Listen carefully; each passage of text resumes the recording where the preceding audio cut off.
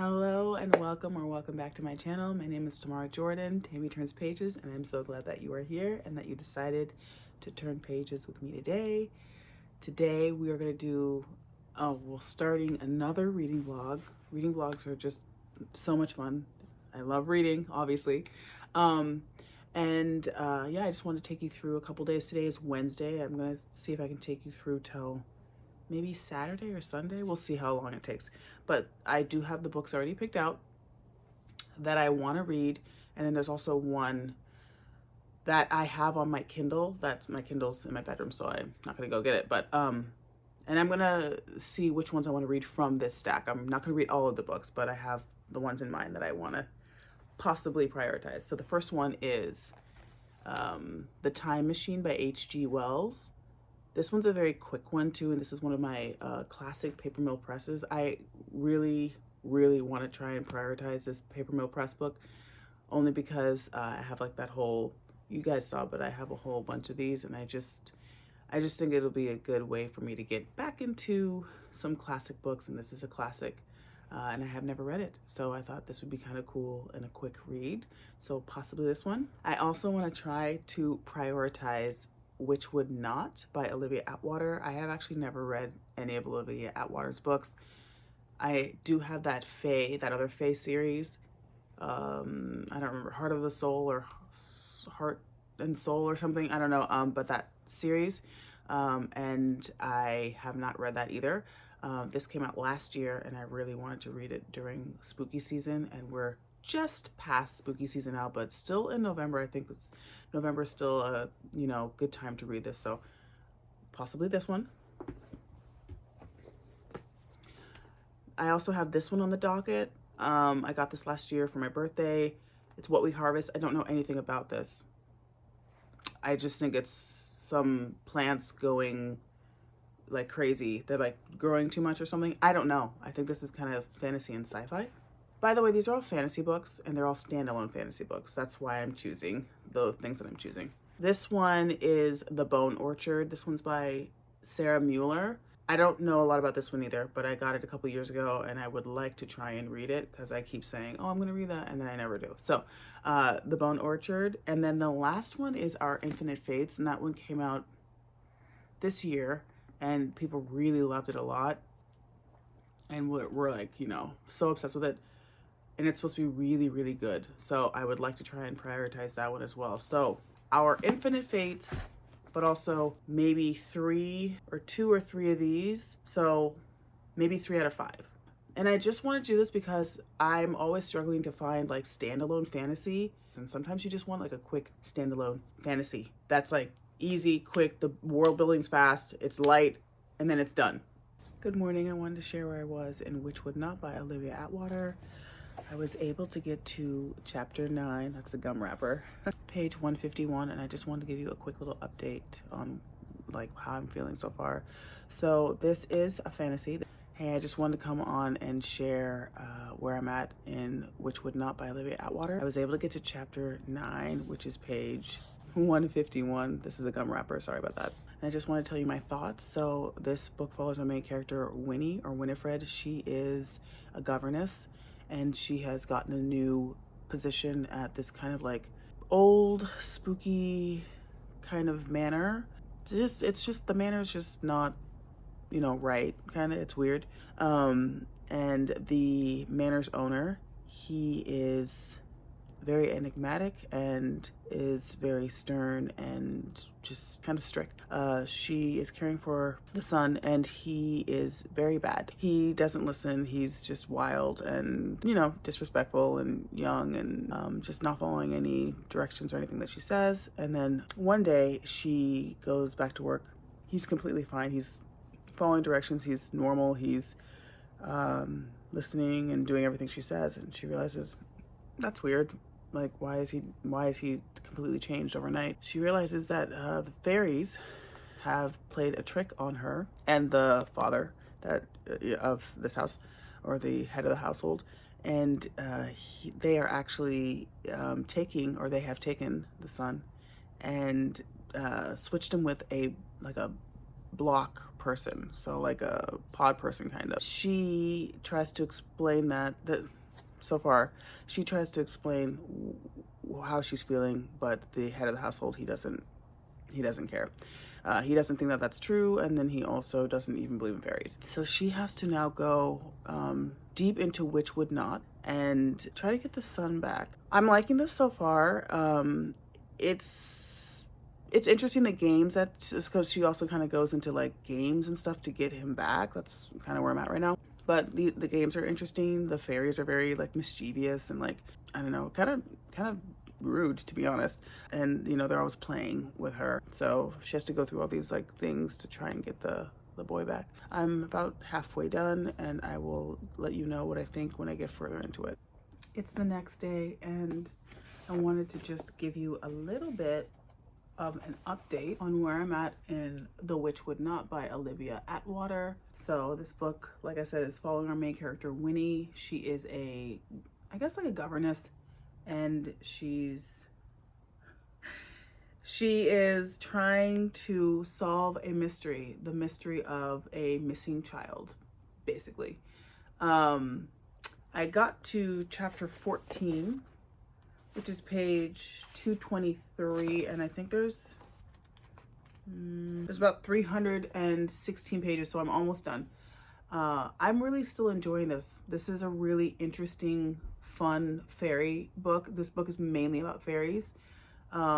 She's having to do like trials and games kind of, but also is having to like go into this like other, it's not even like a dimension, it's just like it's like this manor. She's having to go into this manor, just a whole like a different dimension. It feels like a different dimension or a different world. But in that world, in the Witchwood Knot, like there's monsters and there's fairies and there's like kind of like witches and ghosts and like just otherworldly type of entities in Witchwood Knot, which is making it really fun to read and fun to listen to, because I'm also listening to it on audio. I'm still really liking Winnie.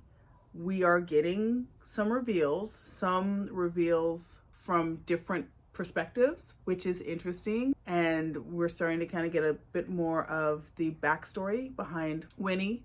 And just a little bit more of like, I don't want to ruin this. Just a little bit more backstory just about Winnie. Not very much left. I'm going to try to finish this today, and I will let you know what I think when I'm done with it.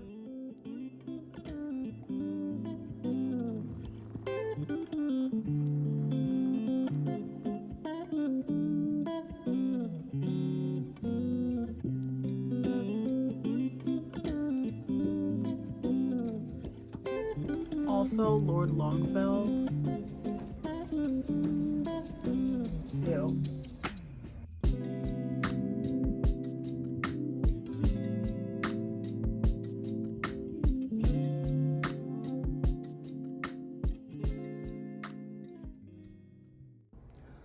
On a side note, we are, just gonna take a little break from this for a second. We are heading to, well, we're going on a trip, and I'm trying to figure out if I'm gonna make like a vlog about it or not. I don't know yet, but I have a lot of work, like a lot of packing to do, so I'm probably gonna like do more of this on audio. I have laundry that's right in front of me that I'm just staring at that needs to be put away. I also have some dishes that need to be put away. Probably not gonna show you. I think I'm just gonna like do it because I need to. And then tonight, I think we're going to watch, Ryan is home, so getting off his meowing. But I think tonight we're gonna watch either Welcome to Derry or Frankenstein, because I haven't watched either one of them yet and they've been out. So yeah, so I'm just gonna have like a cozy night, getting things ready. We're gonna be gone for 3 days, and yeah, it's gonna be a fun little trip. So but I just wanted to like let you know, like if I am not like reading this sitting down, it's probably because I'm going to be listening to it on audio and just doing stuff around the house.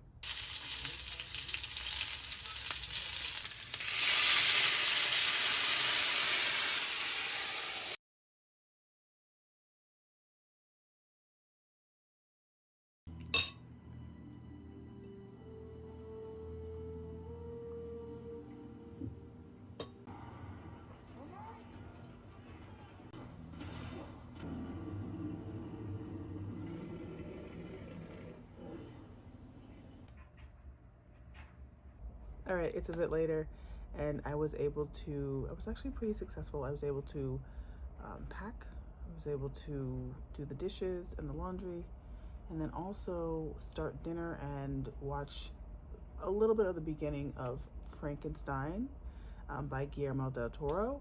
But while I was watching this, well, I got a package at the door and I just wanted to share it with you really quickly. And it's nighttime, so sorry if the lighting isn't, I'm directly under light, but you know, the lighting still is gonna be a little bit wonky. But it's from 7 Grams Cafe. This is in New York City. I've bought their cookies before, and there were some like limited edition ones I just really wanted to get.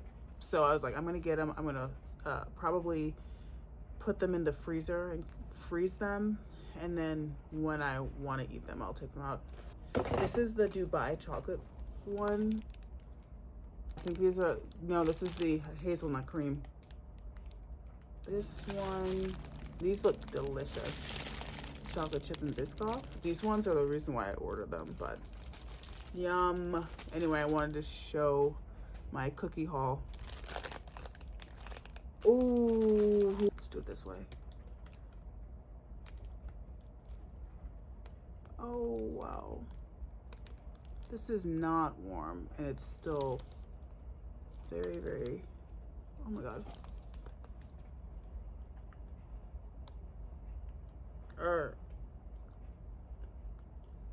Are we kidding? Is this a joke? Are we joking? Good morning. I wanted to just come on and share where I was in the Witchwood Knot by Olivia Atwater. I was able to finish this last night and I did enjoy this.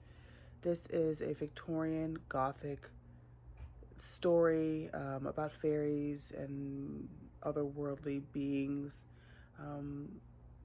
Some kind of, it's almost like a mystery. She's having to solve a mystery of a missing child, and yeah, I mean, I thought it was pretty decent. Probably would give it like a 3.5. I thought the storyline was really good. This is technically interconnected standalone, which I didn't know when I started reading it, but this is gonna have a second, and also this follows the other series that other fairy series Olivia Atwater wrote. It follows this like 50 years later. So yeah, but you could read it alone if you wanted to. I'm gonna go ahead and move on to The Time Machine by H.G. Wells. This is relatively short. I'm probably just gonna give you my updates when I'm done reading it.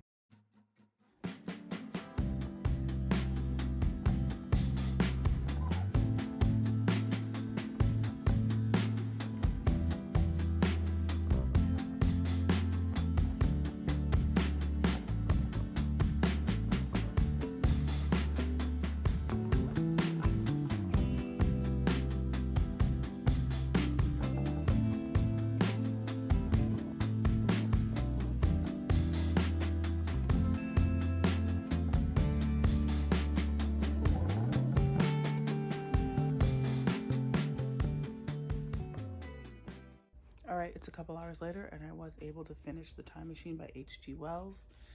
This is the first time I ever read this book. I've definitely seen some movies or some adaptations, but some of them I don't think were really following the storyline. They were kind of going off on their own. But this one follows our time traveler. He is recounting basically his travels to like 802,000 something. I think it's like 802,571. That's the year. I think. It talks about our two races in that time period and how they have like grown and, you know, civilization. It talks about a lot about class and a lot about just hierarchy and societal caste system. I like how this book is relevant even now. It definitely has a lot of relevance. I thought this was quick. Obviously, it's a very quick book. It's very well written. I can see why this is so beloved, and also why this could be like a blueprint of some other author's writing, because it's quick. It's a short book and it gets to the point, but like it gets to the point very well. Like, you don't really need much more than this because it's fully fleshed out. And I feel like books don't always need to be 700 pages long. This is a fantasy book and it was 100 pages long. So anyway, I did enjoy this. I'm going to move on now to Our Infinite Fates. Hey guys, so it is 2 days later and I wanted to tell you that I started Our Infinite Fates, and I'm about 45% of the way through this book. This book follows our main characters, Arden and Elizabeth. Arden and Elizabeth are bound. They're connected. I don't want to give too much away, but they're connected and they are bound to each other. And it's almost like a curse. And they are fated to, over the course of their lifetimes, both of their lifetimes, kill each other. Basically, they're fated to just like always find each other, love each other, and then kill each other. This goes between lifetimes, or so far it's going between like different lifetimes and different time periods of their lives together. They're different people, they're different names, but they're always Elizabeth and Arden. In this current lifetime, in 2000, I think it's 22, Elizabeth is really enjoying her life and her family and her sister and her, siblings and stuff like that. But her sister gets cancer and her sister needs like a transplant, so that she can hopefully recover and go into remission with this transplant. And Elizabeth is her, because she's her sister, she's her match. And so, but she can't do it until she's 18 or something. And usually she is killed before she's 18. So, anyway, long story short, she's trying now to not die before she can give her sister this transplant. So that's where we're at. I'm enjoying it so far.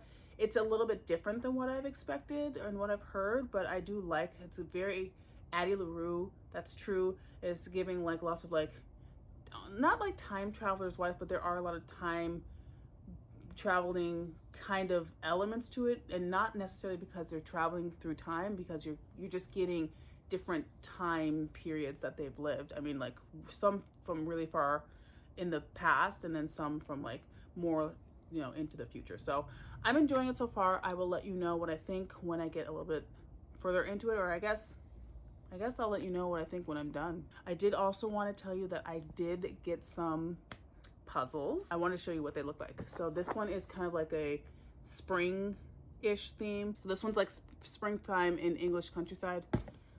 This one is just like a cutie little, I don't know, just like a cute little home one with a cat.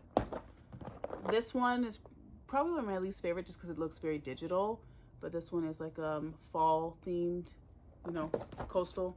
This one's gorgeous. This one is another spring, summer. And then this one glows in the dark, and this one is Halloween. Yeah, so I'll check back with you when I'm closer or finished with the book. Good afternoon. It is the next day, and I wanted to tell you a little bit about where I'm at in Our Infinite Fates. I have about 40 pages left, and we are basically at like the climax of the story. It's getting good. There's a lot of reveals that are happening right now and a lot of like shocking moments. So I think I'm going to video me reading the last 40 pages, like I said, and then I will give you my final thoughts and just kind of wrap up this video.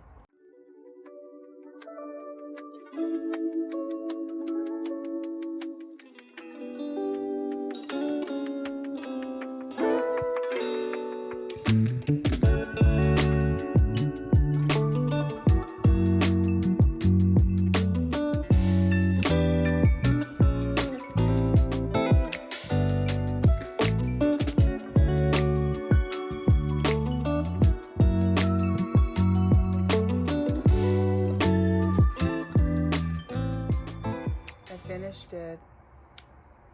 It was crazy.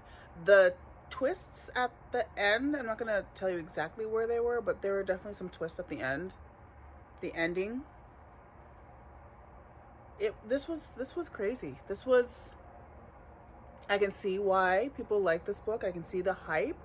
I can see why it had people in a chokehold, because it definitely had me in one, like right at the end.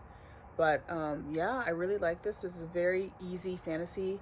It is, I mean, it's high stakes, kind of medium stakes. I'll say medium stakes, but it's easy, like low world building. There's not really like any of that, and it's easy to understand. So again, a beginner friendly, or you know, intermediate type of fantasy. Did like the characters and their development. I didn't necessarily love the romance, because it was in there for sure. It was like most of the story, but it just, the connection between the two, I didn't really understand until like the end. I think I'd probably give this a 3.5. It was a very decent read. I would recommend this, especially if you're wanting an interesting kind of Addie LaRue kind of vibe. This could work for you. Thank you so much for watching this video. If you like my video or my content, please don't hesitate to like, comment, share, or subscribe. It does wonders for a channel as small as mine. And yeah, I will see you in the next one. Bye.